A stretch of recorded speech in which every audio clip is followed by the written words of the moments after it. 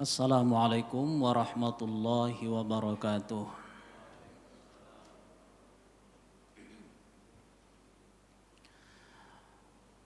Alhamdulillahilladzi tafarrada bil wahdaniyah wa taqaddasa fi zatihi bis sifatil aliyah. Wassalatu wassalamu ala Rasulillah Sayyidina Muhammad wa ala alihi wa ashabihi wa man tabi'ahu ila yaumil qiyamah. Bapak Ibu jamaah salat subuh yang dirahmati Allah. Kita bersyukur kepada Allah dipanjangkan umur, disehatkan badan. Kita awali hari ini hari Ahad. Kalau tidak salah tanggal 20 berapa ini ya? 23 Syawal 1444 Hijriah bertepatan dengan tanggal 14 Mei 2023. Kita awali hari ini dengan melaksanakan sholat subuh berjamaah. Mengawali hari dengan sesuatu yang sangat utama, sangat baik dan dianjurkan Rasulullah. Maka mudah-mudahan kebaikan pun akan mengiringi langkah kita sepanjang hari ini. Bapak dan Ibu yang dirahmati Allah,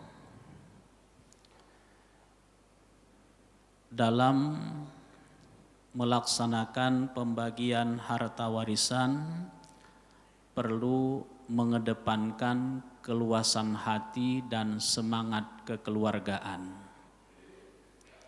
Tanpa itu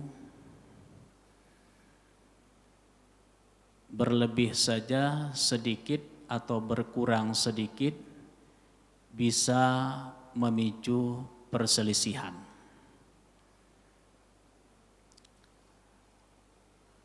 Kalaulah harta warisan yang dibagi-bagi itu berbentuk uang tunai, simpanan di bank, angkanya jelas, maka cara membaginya pun jelas. Tapi kalau harta itu berbentuk aset dia, rumah, tanah, perusahaan dan lain sebagainya, maka memang agak sulit untuk bisa pas, maka bisa berlebih berkurang. Maka saat itu dibutuhkanlah keluasan hati dan semangat kekeluargaan di antara sesama ahli waris. Kematangan intelektual, bahkan kematangan secara finansial pun tidak bisa menjamin kematangan pribadi, kematangan sikap seseorang pada saat melaksanakan pembagian warisan. Pintar dan banyak duit belum tentu lancar pada saat bagi-bagi harta warisan. Satu ketika datanglah orang ke rumah. Assalamualaikum Ustadz, waalaikumsalam. Saat itu saya sudah bersiap-siap dengan keluarga ini mau berangkat kondangan. Ustadz, ya, Ustadz mau berangkat nih, iya. Ustadz minta tolonglah Ustadz. Apa itu? Ustadz kan tahu ayah omak kami sudah meninggal dunia. Terus ini kebetulan abang-abang kakak-kakak udah kumpul di rumah ini. Minta tolonglah sama Ustadz. Mampirlah sebentar ke rumah, gak usah pala lama-lama, sekitar 15 menit saja pun jadilah itu. Ustadz jelaskanlah dulu tata cara pembagian warisan, setelah itu ya kalau Ustadz mau berangkat silahkanlah. Iya pula 15 menitnya pikir saya. Berangkatlah. Sampai di tempat mulailah bincang-bincang, cerita-cerita. Rupanya gak cukup 15 menit. 1 jam pun gak cukup. Ujung-ujungnya nggak jadi saya berangkat kondangan itu, nggak jadi makan enak. Dari awal sudah nampak gelagat-gelagat di antara sesama adik-beradik itu ketidaknyamanan. Tapi mungkin karena ustadznya masih ada di situ, masing-masing menahan. Karena terus 1 jam lama cakap cerita-cerita, makanlah kue, kemudian minum. Saya pun kemudian izinlah dulu ya, mana kamar mandi. Oh di sana Ustadz. Masuklah ke dalam. Waktu saya sudah ada di kamar mandi, di toilet itu, kalau orang Malaysia mengatakan belum selesai lagi katanya urusan di kamar mandi itu, terjadilah perubahan. Kedengaran suara kaca pecah, suara bentak-bentakan, langkah kaki yang berlarian. Jadi belum lagi tuntas urusan di kamar mandi, saya keluar dari kamar mandi itu, saya lihat kaca-kaca meja udah pada pecahan. Yang tadi rame sekarang sudah tinggal beberapa orang. Ada pula 1 orang dipegang, menggeletar badannya saking histerisnya. Ya Allah, agaknya inilah yang dikatakan orang itu. Harta warisan memang panas. Nah, demikian. Yang hadir di situ, kalau ditengok dari sisi kematangan intelektualnya lumayan. Dari sisi finansial pun demikian. Nah, jadi itu dia kematangan intelektual, kematangan secara finansial ternyata tidak bisa menjamin kematangan pribadi seseorang pada saat dilaksanakan pembagian harta warisan. Sekali lagi, keluasan hati dan semangat kekeluargaan perlu dikedepankan dalam pembagian harta warisan. Harta warisan itu sebenarnya kalau kami di kampung mengatakan itu rezeki nomploknya itu. Artinya tidak ada usaha itu. Secara otomatis meninggal dunia si pewaris, maka berpindahlah kepemilikan kepada ahli waris.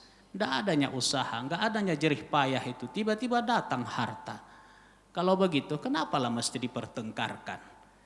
Allah sudah memberikan ketentuan dalam Al-Quran jelas, tegas, rinci. Udah jalankan sajalah itu. Tapi rupanya itulah batin kita ini. Fa'alhamaha fujuraha wa taqwaha. Ada potensi baik, ada potensi buruk. Kadang-kadang potensi buruk itu pula yang lebih dominan. Nah, maka terjadilah permasalahan. Dalam berkeluarga, di antara sesama ahli waris itu ada kadang 1 orang yang punya karisma dia, punya kekuatan dia. Nah kalau ia punya kekuatan, maka wajiblah ia gunakan kekuatannya itu supaya pelaksanaan pembagian warisan itu sesuai dengan ketentuan. Nah, kadang-kadang atau biasanya laki-laki yang paling besar itu, yang paling tua itu. Tapi kadang-kadang bisa juga yang perempuan pula yang lebih kuat suaranya, lebih bertenaga, lebih berkekuatan pula dalam menentukan arah. Siapapun yang memang lebih berkekuatan, yang suaranya lebih didengar sesama ahli waris itu, berkewajibanlah ia untuk memanfaatkan kekuatannya itu supaya pembagian harta warisan itu sesuai dengan ketentuan. Bapak dan Ibu rahimakumullah mungkin agak terkejut kenapa langsung cerita warisan ini, karena kebetulan saya diamanahkan kajiannya itu berkaitan dengan warisan, dengan faraid.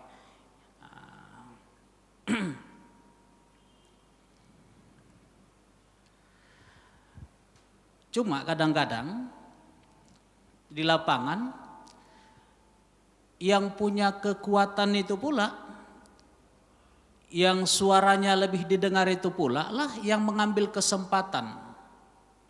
Kekuatannya itu digunakannya untuk mengkap itu, memanfaatkan itu untuk keuntungan pribadinya. Nah, kalau begitu berbahaya. Apa kata Rasulullah?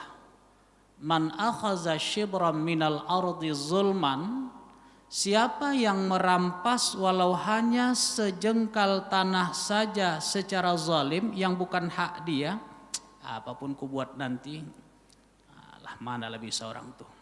Ndaknya paham-paham orang tuh itu. Aku yang lebih tahu kaji lagi, yang terlalu lagi hukum lagi. Bisanya aku nanti memolesnya nih nanti sehingga bisa lebih banyak sama aku atau ku dapatkan semuanya. Siapa yang merampas walau hanya sejengkal tanah secara zalim yang bukan hak dia, fa innahu yutawwiquhu yaumal qiyamah, maka tunggu nanti pada hari kiamat akan dihimpitkan ke tengkuknya min sab'i aradin, 7 lapis bumi. Hadis riwayat Imam Bukhari dan Imam Muslim. Satu kecaman dan laknat bagi orang-orang yang main-main dalam pembagian harta warisan itu.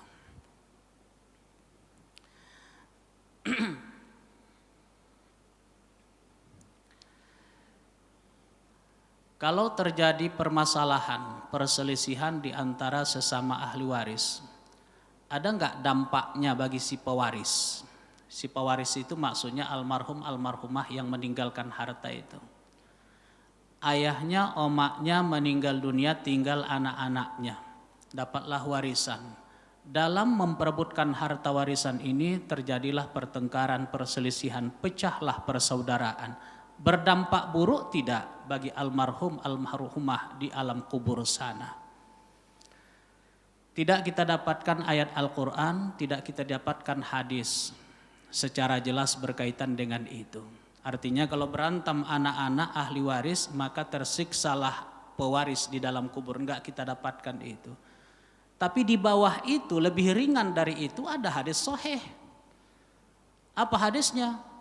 Al-mayyitu yu'azzabu fi qabrihi bimaniha alaih.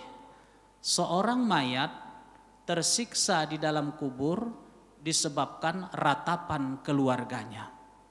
Seorang mayat tersiksa di alam kubur disebabkan ratapan orang yang hidup kepadanya. Meratap saja orang yang hidup atas kepulangan seseorang yang sudah meninggal dunia berdampak buruk bagi almarhum almarhumah di alam kuburnya. Meratap saja, ini bertengkar, pecah persaudaraan, main parang-parangan. Kalau kita kiaskan tentu lebih kuatlah dampaknya itu bagi almarhum almarhumah di alam kubur sana.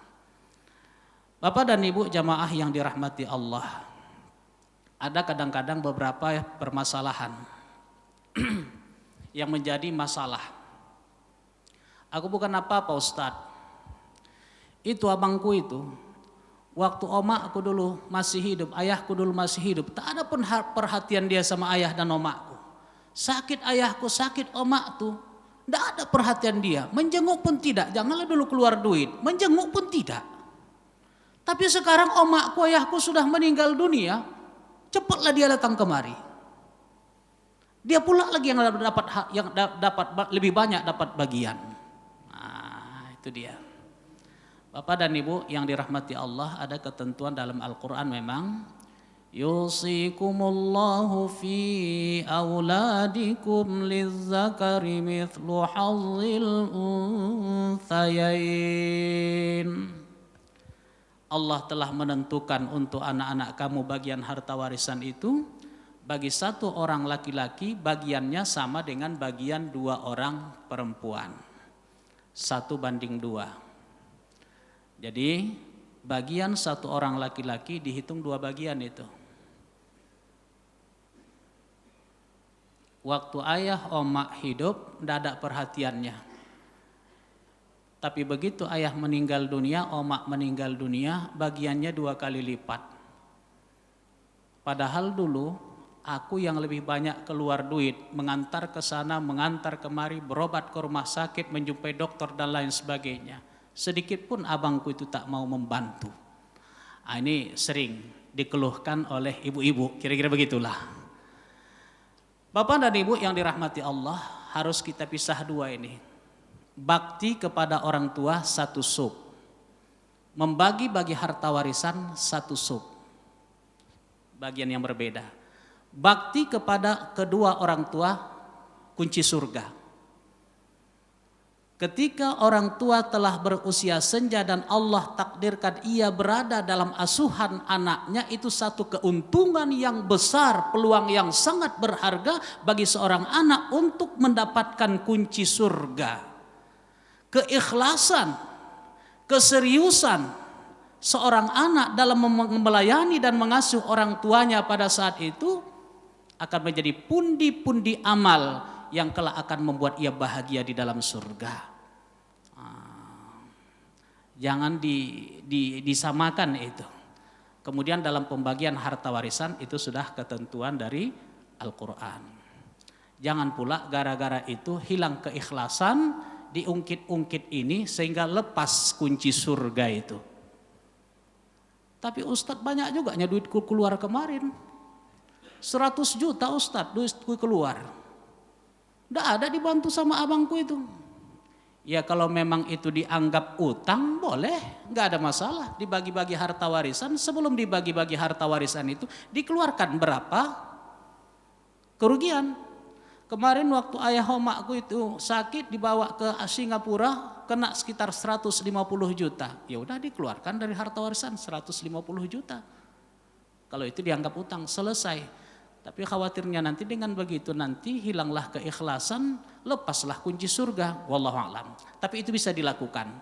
Setelah dibayarkan itu, apa yang sisa itulah dibagi-bagi sesuai dengan ketentuan lil zakari mithlu hauzil unthayain.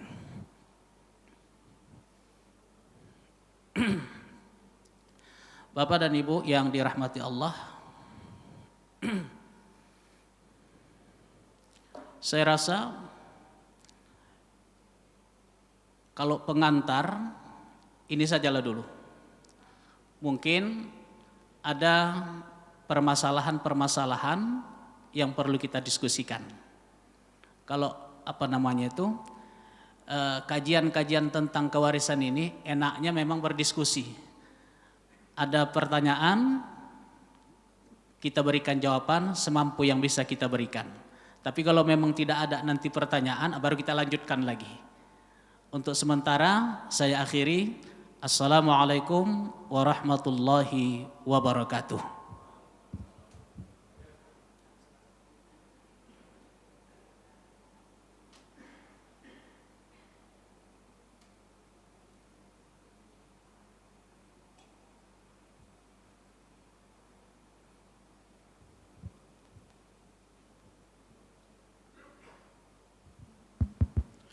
Assalamualaikum Ustaz. Assalamualaikum.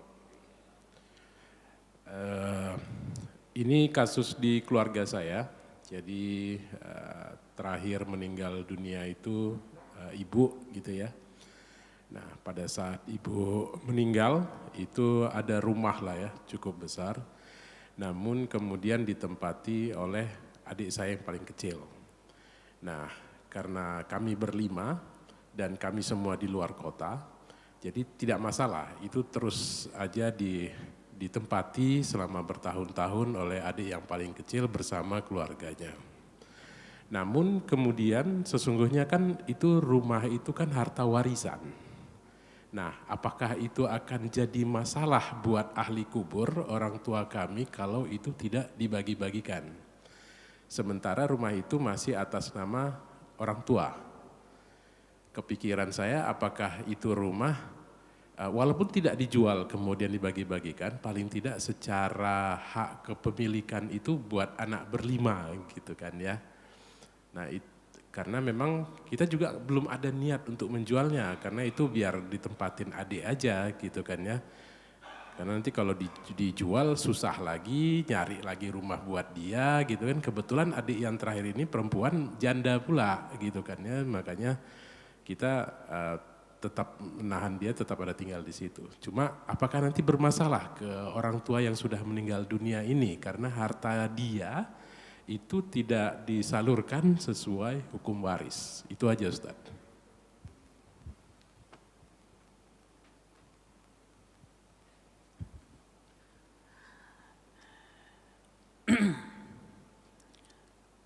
Kalau hartanya harta yang memang cepat dan mudah untuk dibagi, misalnya berbentuk uang tunai perhiasan, dan lain-lainnya, maka segeralah laksanakan itu.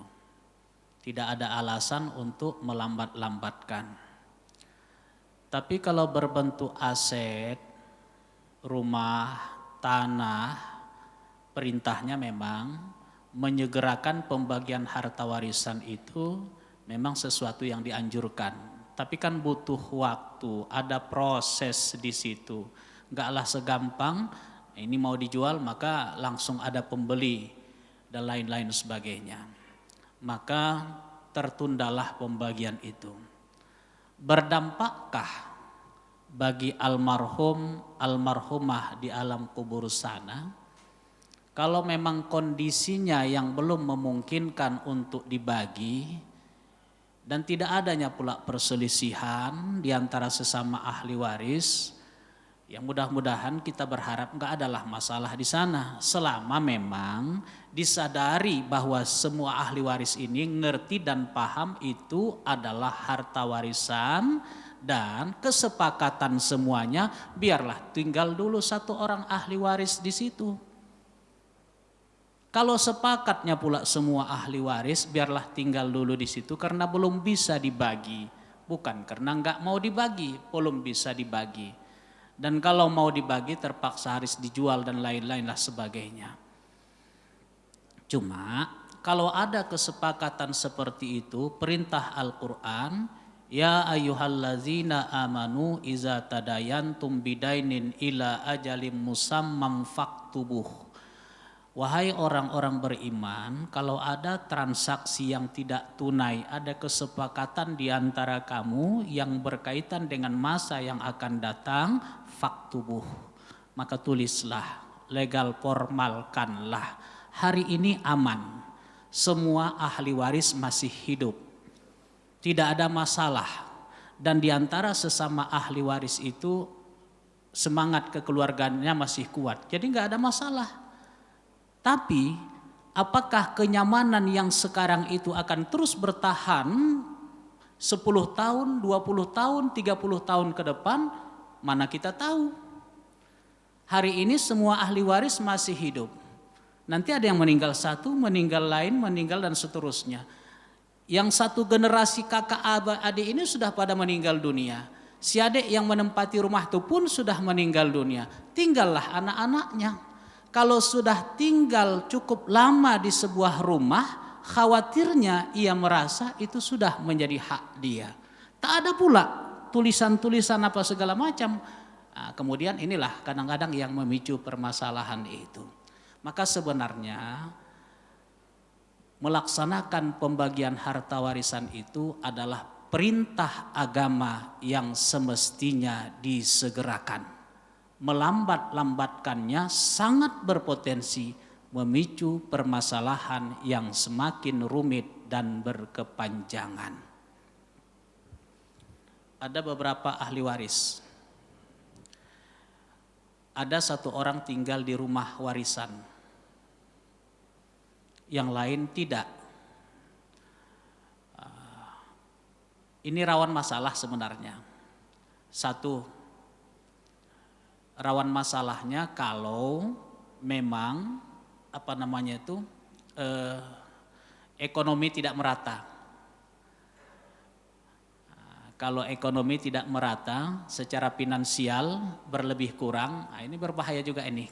Ada yang tinggal di situ, ada yang tinggal. Bisa memicu kecemburuan dan lain sebagainya lah nanti. Dan itu tuh yang keduanya itu tadi, kalau lama-lama nanti tidak dibagi, maka itu bisa berganti generasi dan seterusnya, terjadilah keakraban awalnya akrab di generasi ini, meninggal satu meninggal lain, berganti pada generasi berikutnya, dikhawatirkan keakraban pada saat itu generasi anak dan cucu tidak seakrab generasi sebelumnya. Terjadilah konflik persaudaraan. Itu alasannya mengapa menyegerakan pembagian warisan itu memang perlulah disegerakan. Kalaupun belum bisa dibagi, maka perintah agama ada kesepakatan itu bagusnya tertulis. Sehingga di kemudian hari ketika terjadi permasalahan, maka ada rujukan yang berkekuatan. Demikian mudah-mudahan bisa apa namanya itu. Begitulah Pak yang bisa diberikan jawaban Pak ya. Demikian.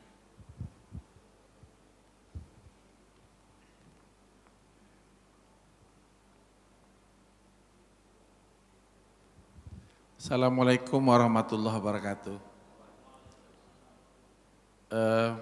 Izin Pak Ustadz bertanya, ada dua hal. Pertama, ilmu tentang pembagian harta warisan terkadang kami pahami setelah dibagi. Udah dibagi nih semua, baru datang guru menjelaskan kira-kira gitu, yang benarnya gitu. Sebelumnya menggunakan ilmu pemahaman saat waktu dibagi. Ternyata begitu sekian waktu dapat penjelasan, ada yang salah. Nah, pertanyaannya adalah ketika kita sadari ada yang salah, dan itu belum tentu bisa dipahami oleh semua, karena udah berbagi. Dan semua sudah menerima, sudahlah udah dibagi kok, kira-kira gitu. Tapi ada rasa sedikit perasaan, koknya ada yang belum pas. Apakah bisa untuk tidak menimbulkan gejolak,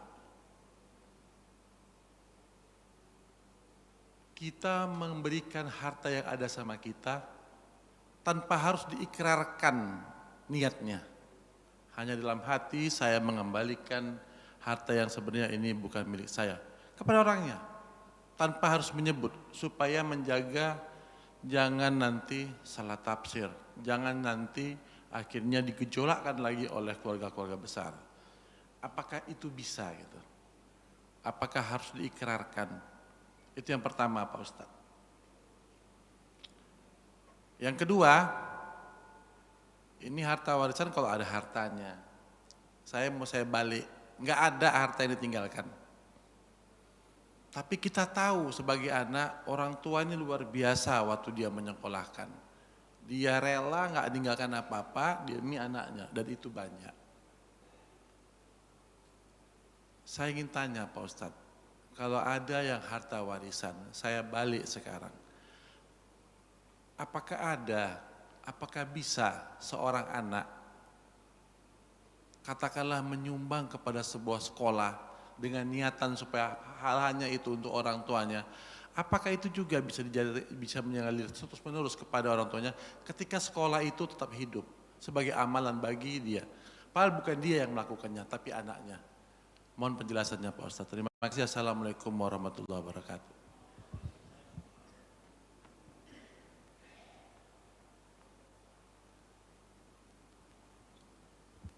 Ini agak capek lah ini ya. Baik.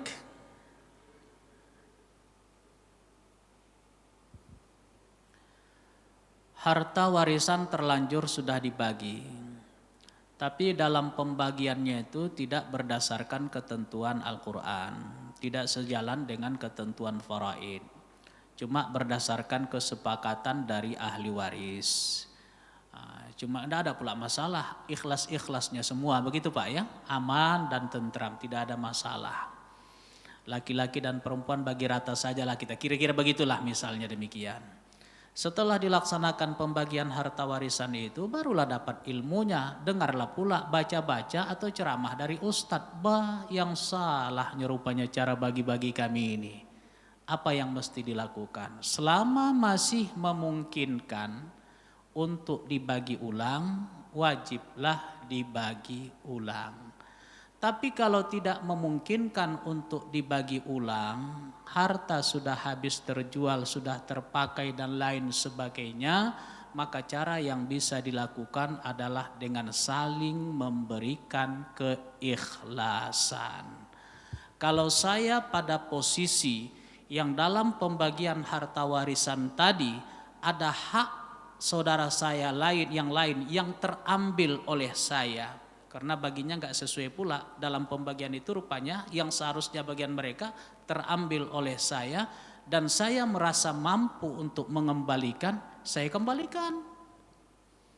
Tapi kalau saya sudah tidak mampu mengembalikan, maka saya mohon keikhlasan dari yang bersangkutan. Kalau saya dalam posisi di pembagian itu ada hak saya yang terambil oleh ahli waris yang lain dan saya melihat gelagat ia ingin mengembalikan ke saya terima saja.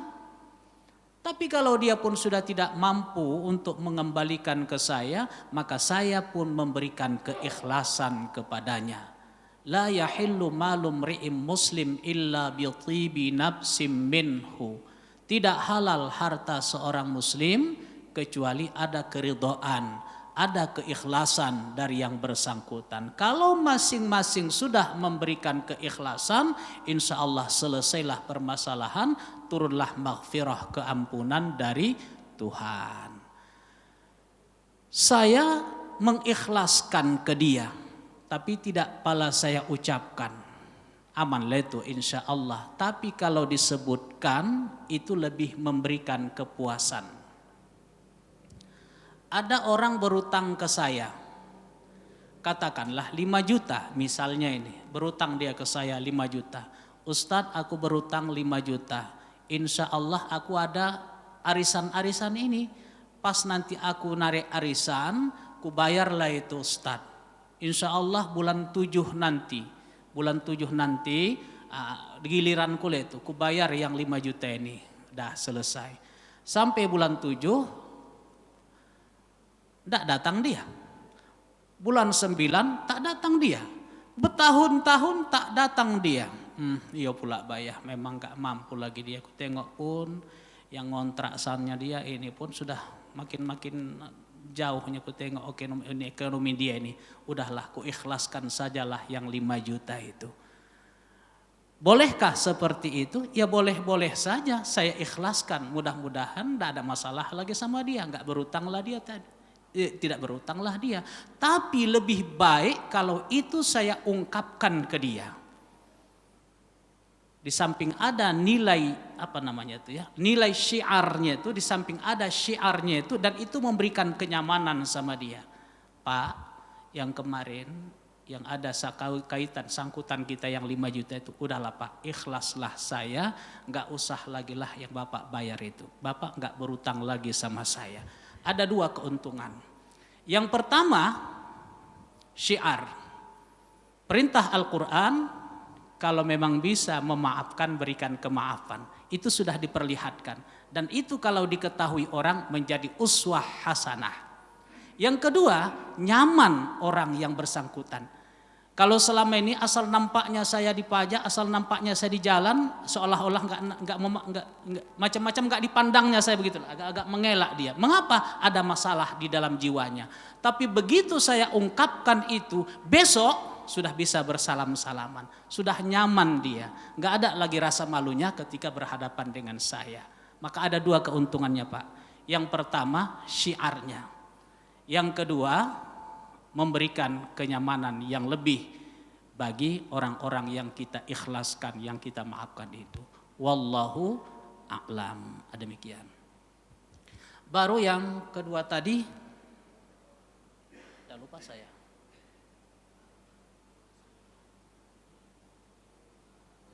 Oh iya, baik.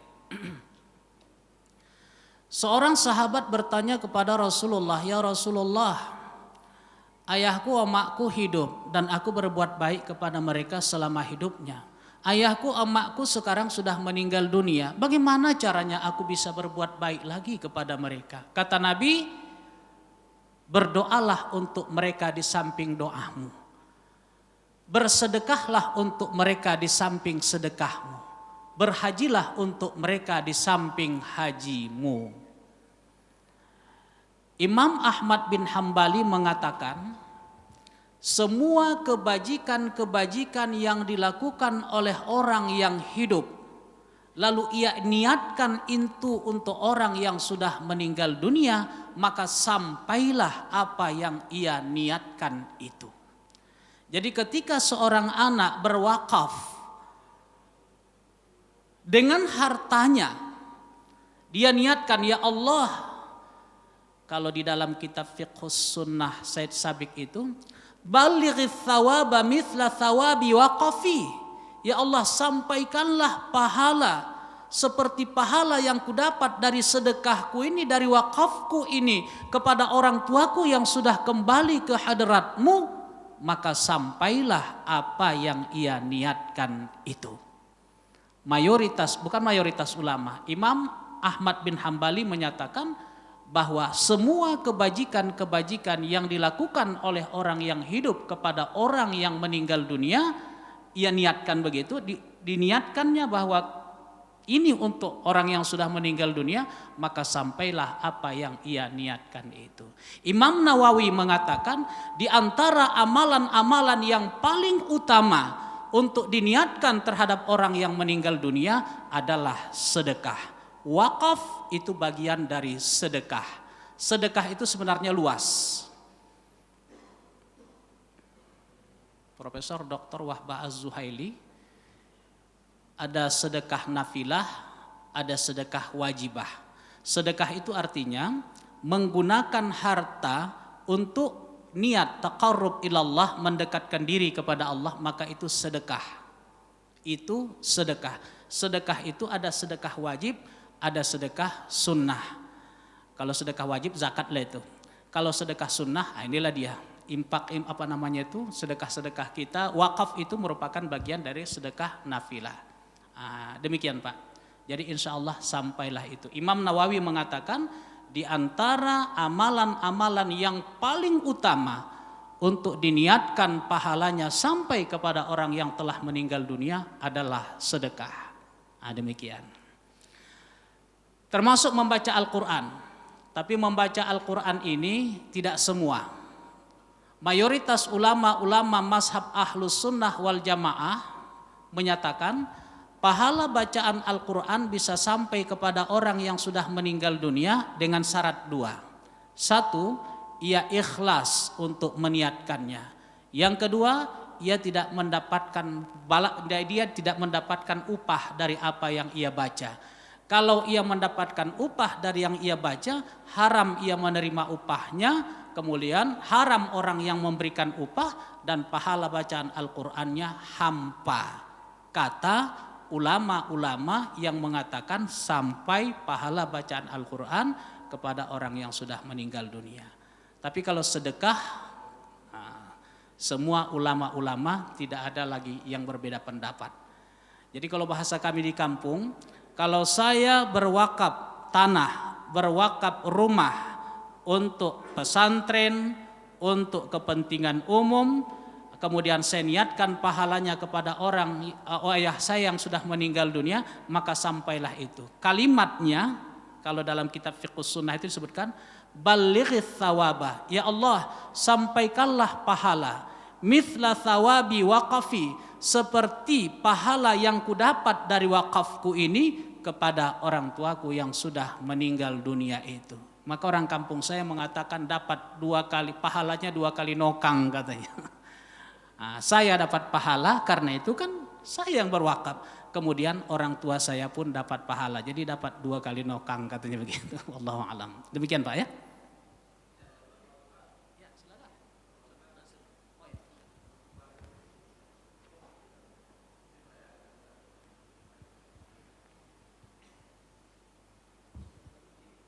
Izin Pak Ustadz sedikit aja.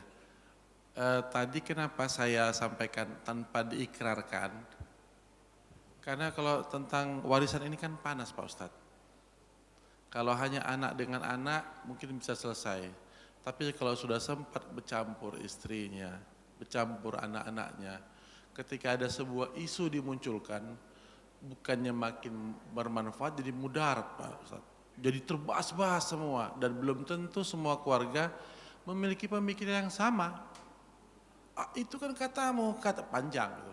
Ini kan selesai. Akhirnya menimbulkan benih-benih yang bisa menimbulkan ketidaknyamanan dalam berkeluarga. Makanya ketika kita tidak merasa ada sesuatu yang enggak benar, ketika itu tidak diikrarkan, itu bisa membuat ya sudah smooth, yang penting jangan berdosa. Maksud saya, kalau saya ikrarkan justru jadi pertanyaan, oh berarti salah yang dulu ya. Oh berarti hak kita lebih banyak lagi ya. Sampailah ke anaknya, sampai ke istrinya, panjanglah persoalan. Untuk lebih banyak, untuk menghindari mudaratnya lah, makanya boleh nggak tidak diikrarkan. Tapi terima kasih, itulah alasannya kenapa tidak diikrarkan gitu Pak Ustadz. Terima kasih.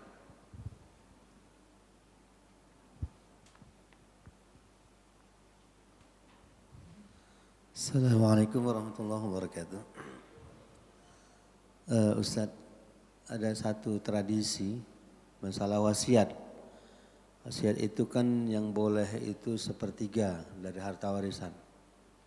Nah masalahnya adalah ketika seorang tua kemudian di hadapan anaknya, walaupun tidak semua anaknya, ditulislah sederetan pembagian harta itu. Sianu sekian, sianu tanahnya di sini, rumahnya di sini, untuk sianu, untuk sianu. Sampai habis harta itu dibagi. Nah, kemudian tulisan terakhir di bawah, semua yang saya tulis ini nanti dibagi setelah saya tiada. Itu. Lantas setelah mereka tiada, setelah sang ayah tiada, lalu dibagilah harta itu sesuai dengan apa yang telah dituliskan. Nah, itulah wasiat yang saya berikan. Kalimat itu di situ ditulis 29 Oktober 2012. Sedangkan dia meninggal dunia 2015. Begitu lama. Itu yang pertama Ustaz. Pertama, apakah itu merupakan sebuah warisan yang harus wasiat yang dirubah menjadi warisan atau dibiarkan saja sebagai sebuah wasiat yang dilakukan? Yang kedua, seorang ayah meninggal dunia. Lalu 5 orang anak ini harusnya sudah membagi harta itu. Tapi tidak dibagi harta itu. Setengah tahun kemudian sang ibu meninggal dunia. Setengah tahun kemudian sang anak laki-laki yang paling tua meninggal dunia. Lantas meninggalkan 3 orang anak dan 2 bulan setelahnya ibunya meninggal dunia. Ya. Harta itu barulah ingin dibagi. Jadi kalau itu bagaimana pembagiannya, sedangkan itu sudah melewati tahap pertama dan masuk kepada tahap kedua. Dan tahap kedua yang tinggal hanya anaknya saja. Sedangkan hak yang pertama sudah tidak ada lagi mendapatkan warisan itu. Nah, bagaimana anak yang ditinggalkan oleh sang anak laki-laki yang meninggal dunia ini padahal itu punya hak di situ. Demikian Ustaz dengan 2 pertanyaan. Assalamualaikum warahmatullahi wabarakatuh.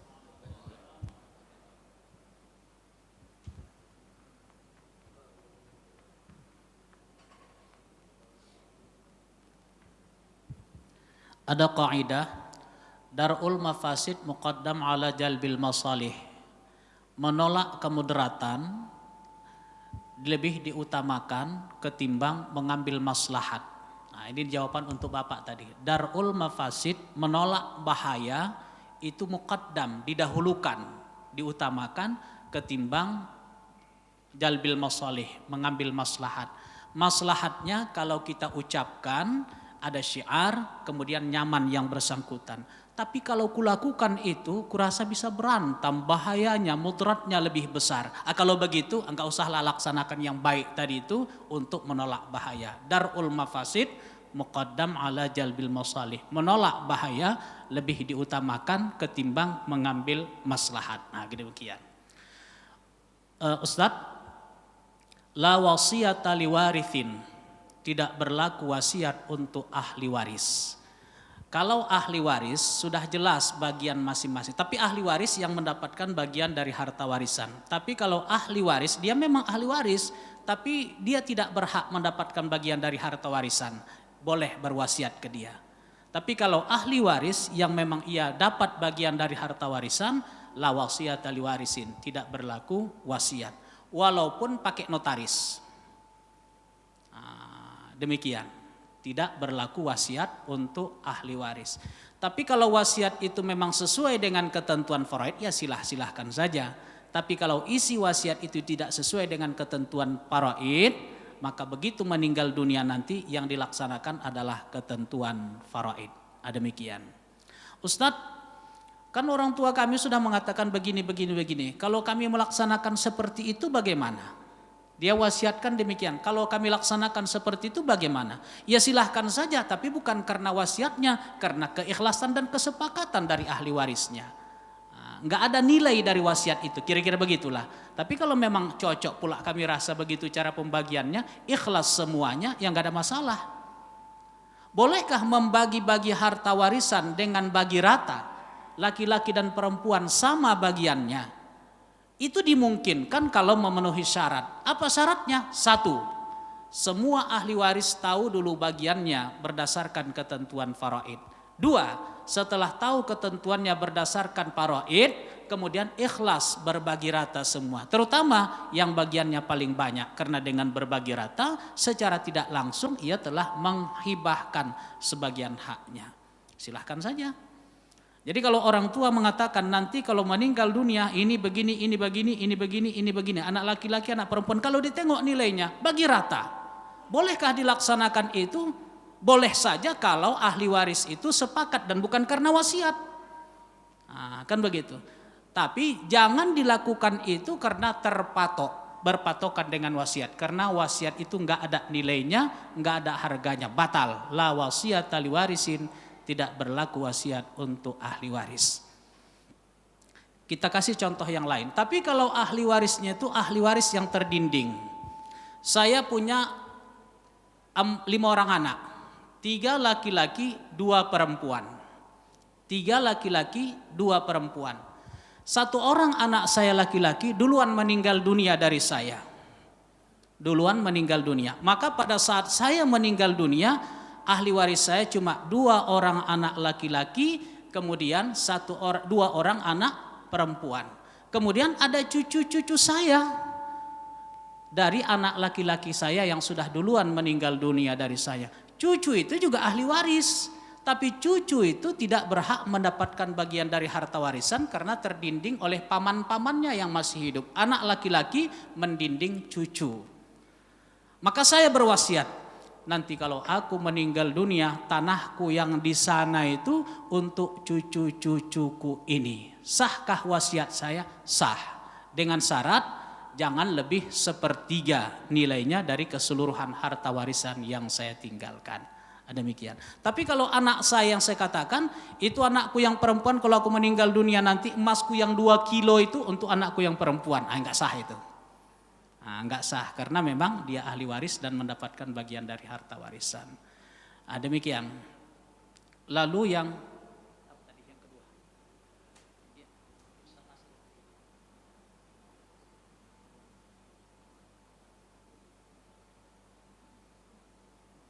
Oh ya, baik.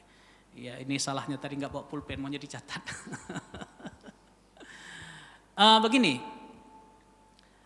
Kapankah mulai berlaku pembagian harta warisan? Berlakunya kewajiban untuk melaksanakan pembagian harta warisan dimulai pada saat seseorang meninggal dunia. Si pewaris itu meninggal dunia. Meninggal dunia si pewaris tahun 2000. Anaknya ada 5 orang. Maka si anak sudah berhak untuk mendapatkan bagian dari harta warisan. Mula-mula ada suami istri. Si ayah meninggal dunia tahun 2000, anaknya ada 5 orang. Ada 5 orang. Kemudian tahun 2002 misalnya nih, tahun 2002 1 orang anaknya meninggal dunia. Tahun 2004 si ibu meninggal dunia. Bagaimanalah cara membagi harta warisan itu? Maka jawabannya, anak yang sudah meninggal dunia di tahun 2002 itu dia berhak mendapatkan warisan dari ayahnya. Tapi ketika ibunya meninggal dunia di tahun 2004, dia kan sudah tidak ada lagi. Maka dia tidak lagi dihitung mendapatkan warisan dari ibunya yang meninggal tahun 2004. Tapi kan ada anak-anaknya. Iya, anak-anaknya memang ada, itu ahli waris juga. Tapi terdinding karena si ibu ini masih punya anak laki-laki. Demikian dalam faraidnya. Akan berbeda sedikit nanti kalau ini dibawa ke pengadilan agama. Kalau di pengadilan agama ada istilah ahli waris pengganti. Tapi dalam ketentuan faraidnya, dalam kitab-kitab fikih Islam klasiknya demikian. Jadi saya meninggal dunia, anak saya 5 orang. Anak saya semuanya ini udah berhak mendapatkan warisan dari saya. Tapi rupanya belum dibagi-bagi harta ini. Meninggal dunia pula lah anak saya yang 1 orang. Belum juga dibagi-bagi harta itu. Baru meninggal istri saya. Setelah meninggal istri saya, barulah ada cerita mau membagi-bagi harta warisan. Bagaimana caranya? Caranya harus diurut dari awal pada saat saya meninggal dunia. Maka dihitunglah anak saya itu yang meninggal dunia itu, yang waktu saya meninggal dia masih hidup, dihitunglah itu. Tapi pada saat istri saya meninggal dunia, harta warisan dari istri saya tidak dapat lagi dia. Hanya kepada anak-anak yang masih hidup pada saat istri saya meninggal dunia. Mudah-mudahan bisa dipahami, Ustaz.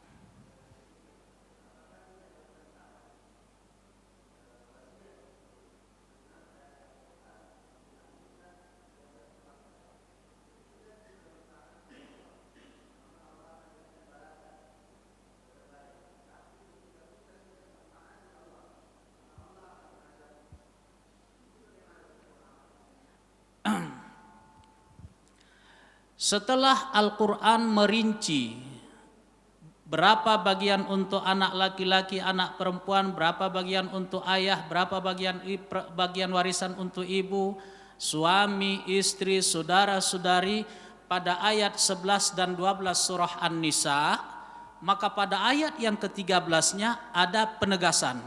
Tilka hududullah, itulah ketentuan-ketentuan Allah.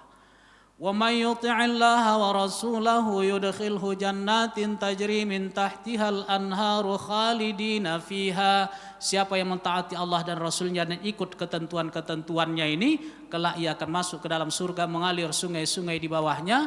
Wa dzalikal fawzul azim, dan itu adalah keberuntungan yang besar. Ayat 14 ancaman.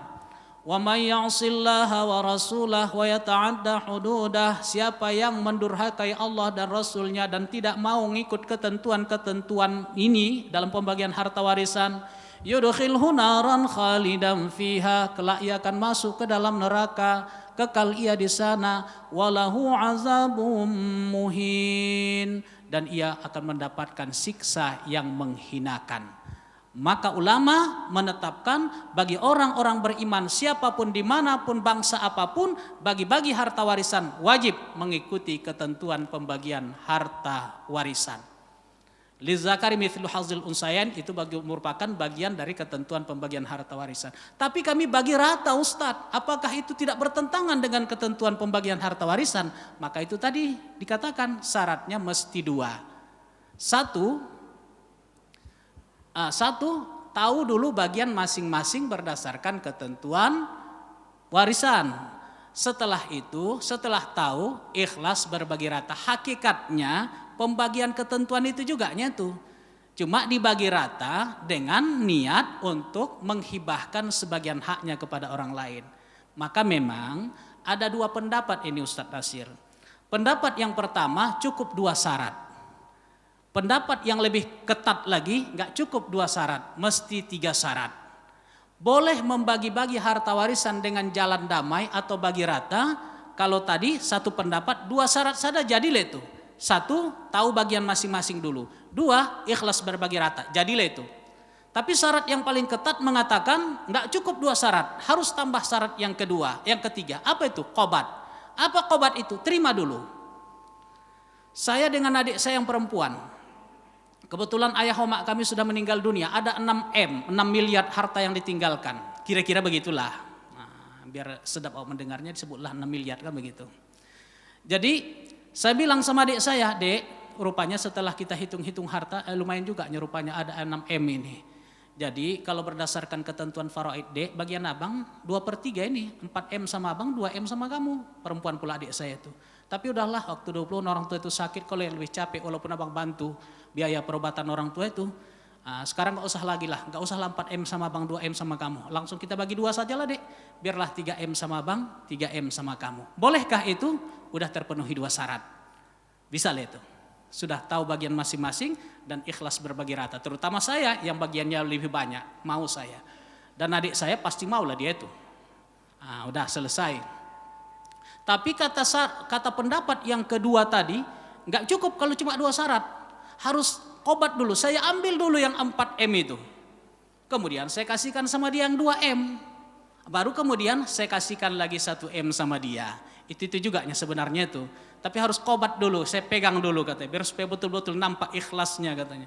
Tapi memang kalau sudah saya pegang yang 4M itu kayaknya agak sulit juga keluarnya itu memang. Demikian Ustaz, demikian. Jadi intinya tetap melaksanakan ketentuan itu. Ya?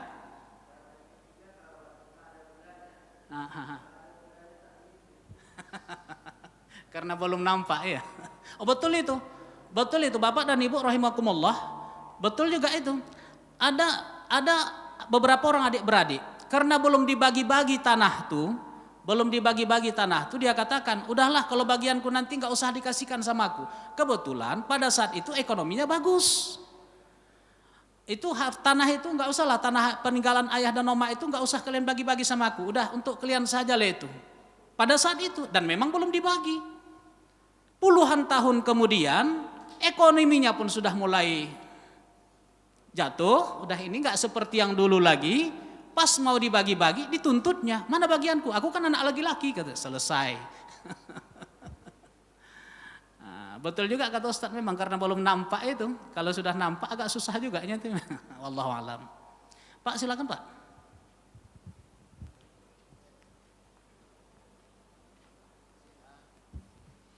Assalamualaikum warahmatullahi wabarakatuh. Ini agak mirip-mirip juga nih Pak Ustadz. Jadi kebetulan nih orang tua kita Pak Ustadz ada sebidang tanah lumayan luas. Jadi keluasannya itu sudah dibagi anak kami 9 orang, 2 orang sudah membangun rumah. Kebetulan yang satu rumah ini dia masih lajang.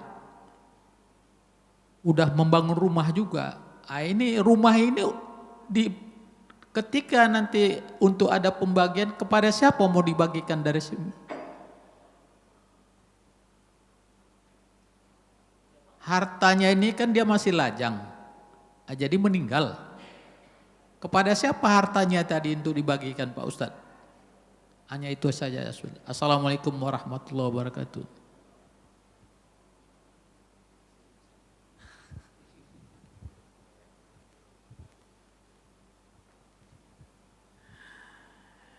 Ahli waris itu ada 25 Pak. Ahli waris itu ada 25. 15 laki-laki, 10 perempuan.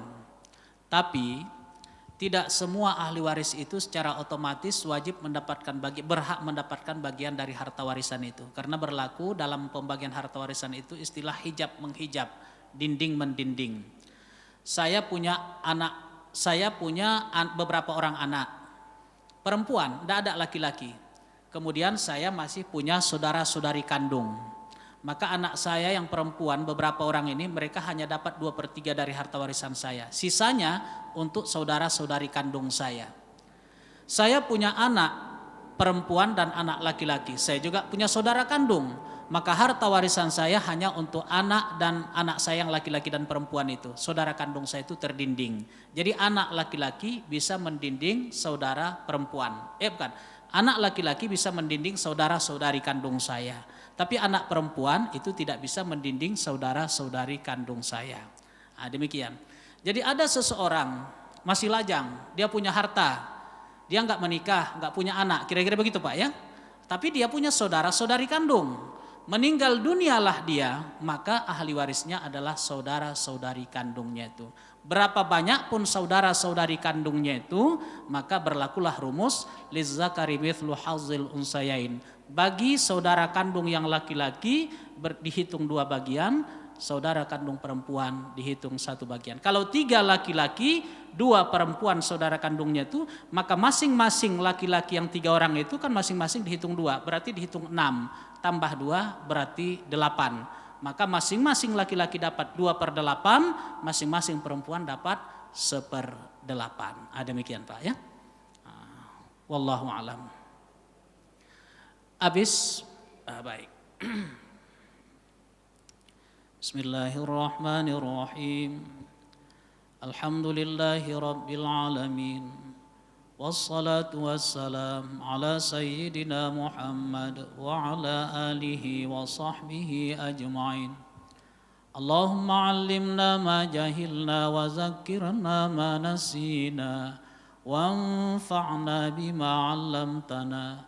Ya Fattahu ya Alim, ya Razzaq ya Karim, iftah lana babal ilmi minal Qur'anil Karim.